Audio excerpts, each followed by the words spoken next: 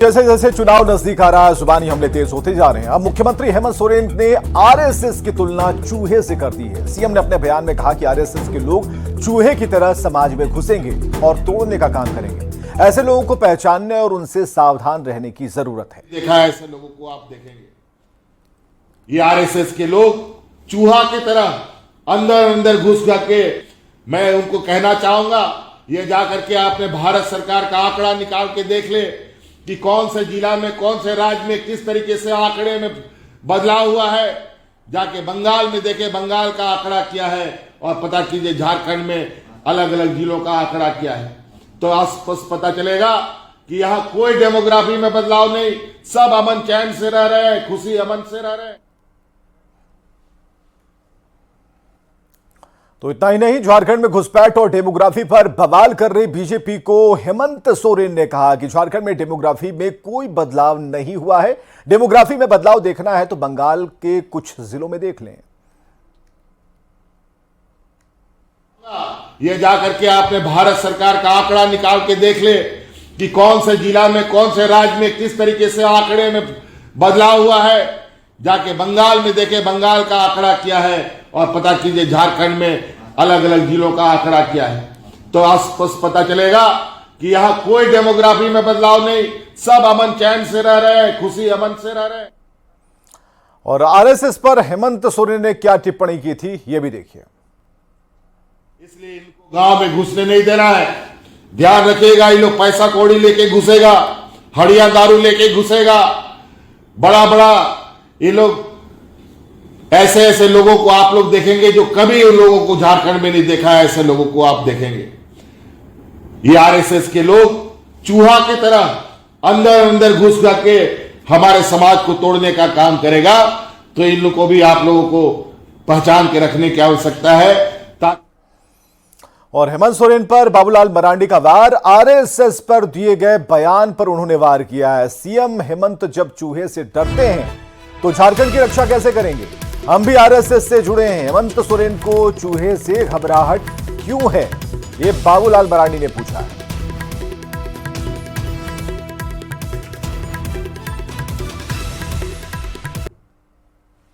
अब बताओ, जो व्यक्ति चूहा से इतना डर रहा है तो झारखंड की वो रक्षा क्या प्रकार कर पाएगा?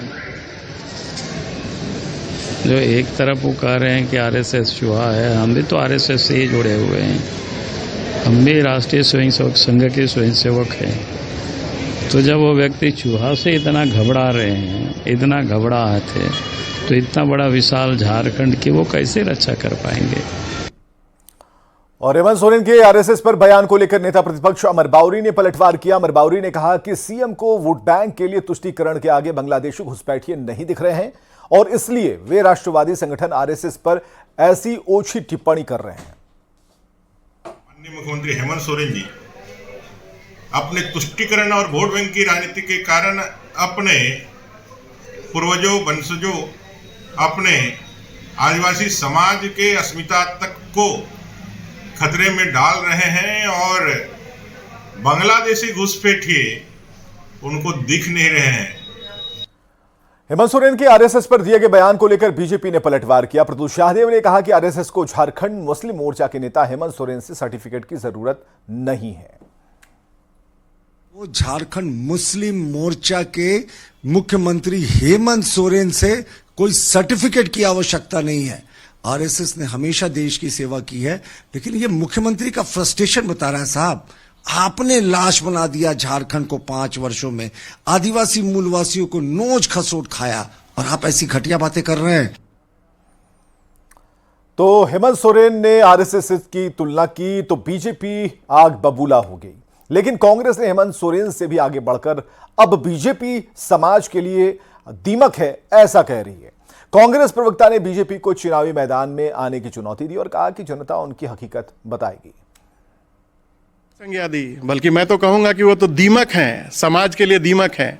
और दीमक किस प्रकार से चीज़ों को खोखला करता है वो सभी लोग जानते हैं। तो ये दीमक की भूमिका से अपने आप को अलग करके लेवल प्लेइंग फील्ड में चुनाव के मैदान में आए, जनता उनकी हकीकत का अंदाजा उनको करवा देगी। और कल्पना सोरेन ने सोशल साइट एक्स पर पोस्ट करके जमशेदपुर के बहरागोड़ा में हुए मैया सम्मान कार्यक्रम में आने के लिए लोगों को धन्यवाद दिया।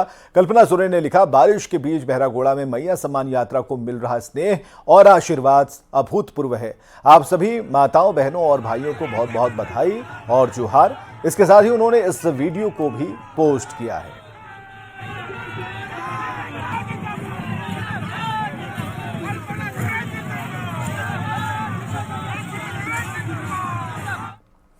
उत्तराखंड के मुख्यमंत्री पुष्कर सिंह धामी ने जामताड़ा पहुंचे और कुंड हित में परिवर्तन यात्रा में शामिल हुए। जनसभा को उन्होंने संबोधित किया है। हेमंत सरकार पर हमला बोला, कहा कि जनता बीजेपी के साथ है। तो जामताड़ा से बड़ी खबर, पुष्कर सिंह धामी और उन्होंने जमकर निशाना साधा है। कुंड हित में बीजेपी की परिवर्तन यात्रा में वे शामिल हुए। सभा को संबोधित किया। परिवर्तन यात्रा में सीएम धामी मौजूद रहे। चलिए, प्रधानमंत्री नरेंद्र मोदी के बारे में एक सूचना आ रही है। झारखंड आने वाले हैं। 2 अक्टूबर को झारखंड में प्रधानमंत्री का आगमन होने वाला है। परिवर्तन यात्रा का समापन करेंगे।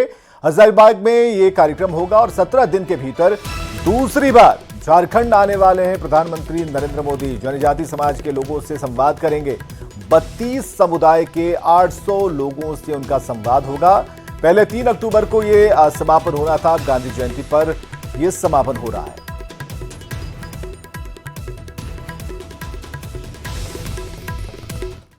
झारखंड में बांग्लादेशी घुसपैठ पर सियासी घमासान मचा है। बीजेपी के झारखंड में घुसपैठियों के बढ़ने के दावे पर जेएमएम सवाल उठा रहा है। असम के सीएम से ही सवाल पूछ रहा है। तो बीजेपी का आरोप है कि ये लोग जनता के बीच जाकर देखें तो पता चलेगा कि आदिवासी वोटरों की संख्या कैसे घट रही है। मुख्यमंत्री जो आसाम के हैं, उन्होंने तो स्पष्ट कहा था कि घुसपैठ आसाम, त्रिपुरा और बंगाल के रास्ते से हो रहा है। अगर आसाम के रास्ते से हो रहा है तो आसाम का आंकड़ा आप जरा बताइए हमको। घुसपैठ की समस्या वहां है कि नहीं है, घुसपैठिए वहां है कि नहीं है, वो आंकड़े आप उपलब्ध कराइए। बंगाल के आंकड़े आप उपलब्ध कराइए, त्रिपुरा के आंकड़े। तो ये बोलने का मतलब ये है कि पहले आप जिन जिलों से होकर हमारे राज्य में घुसपैठिए आने की बात कही जा रही है, उन राज्यों का आंकड़ा आप बताएं। बीच मुझे लगता है जनता के बीच जा नहीं रहे और जनता से कोसों दूर हैं। तो झारखंड के विभिन्न कोनों में जाकर के देखने का काम करें, किस प्रकार से आदिवासी मतदाता या मूलवासियों की वोटर लिस्ट से नाम घटते चले जा रहे हैं और बांग्लादेश के घुसपैठियों एक समाज विशेष का जिस प्रकार से बहुत तेजी के साथ वोट में वृद्धि होती चली जा रही है, शायद इनके जानकारी में नहीं है। क्योंकि जब आदमी सत्ता में रहता है, कुछ अलग प्रकार के नशा में लोग चूर हो जाते हैं। उत्पाद सिपाही बहाली की दौड़ में शामिल अभ्यर्थियों की मौत के बाद सरकार ने पीड़ित परिवारों को 4 लाख रुपए का मुआवजे का ऐलान किया। पुलिस मुख्यालय ने 15 अभ्यर्थियों की सूची सरकार को दी है। अब मुआवजे के मरहम पर सियासत शुरू हो गई। जेएमएम प्रवक्ता मनोज पांडे ने कहा कि सरकार संवेदनशील है और आर्थिक मदद देने की कोशिश कर रही है। साथ ही उन्होंने मौत का कारण कोविड इंजेक्शन को बताया है। बीजेपी ने मुआवजे के बजाय ऐसी घटनाओं को रोकने के लिए उचित जांच की आवश्यकता पर जोर दिया। पहचान है कि हम अपने लोगों के दुखों में कितना हद तक उसके भागीदार बन सकते हैं, साथ खड़े हो सकते हैं, उनके दुखों को कम करने की कोशिश कर सकते हैं। जो चला गया उसे तो वापस नहीं ला सकते, लेकिन निश्चित रूप से उस परिवार के साथ सरकार खड़ी है। 15-16 लोग की मृत्यु हुई है। इसकी गहन जांच होनी चाहिए, क्योंकि जब तक गहन जांच नहीं होगी पता नहीं चलेगा कि इनकी मृत्यु के पीछे कारण क्या है, रहस्य क्या है। गढ़वा के डंडई थाने में 2 दिन पहले जमकर बवाल हुआ था। थाने की हाजत में ही एक व्यक्ति बच्चू भुइयां ने आत्महत्या कर ली थी, जिस पर अब राजनीति शुरू हो गई।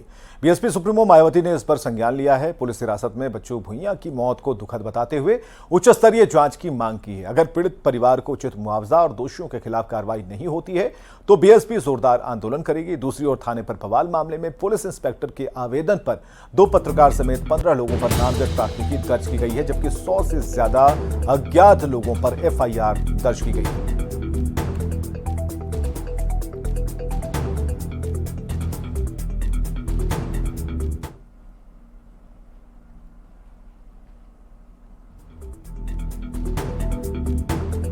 समाज पार्टी ने जो करना था कर दिया। राष्ट्रपति महोदय तक ये खबर पहुंच गया है।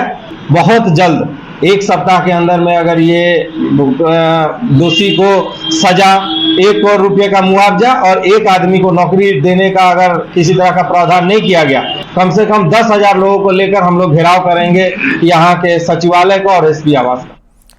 गढ़वा में शासन और प्रशासन की ताकत के जोर पर आदिवासी गरीबों की जमीन हड़पने का खेल चल रहा और यह आरोप गढ़वा के रंका से पूर्व विधायक सत्येंद्रनाथ तिवारी ने लगाया है।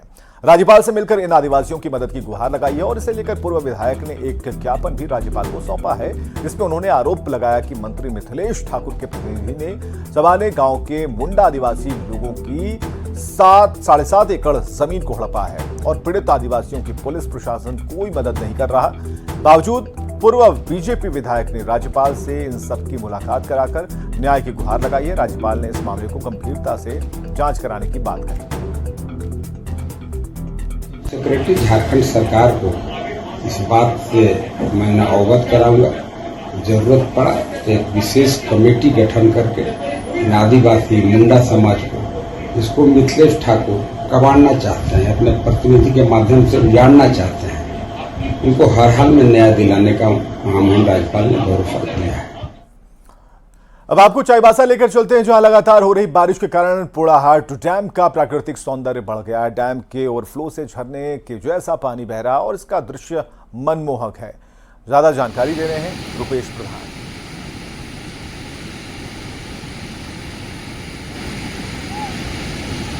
हुई भारी बारिश से पश्चिमी सिंहभूम जिले के ऐतिहासिक पोड़ाहाट क्षेत्र में स्थित पंसवा डैम का प्राकृतिक सौंदर्य काफ़ी बढ़ गया है।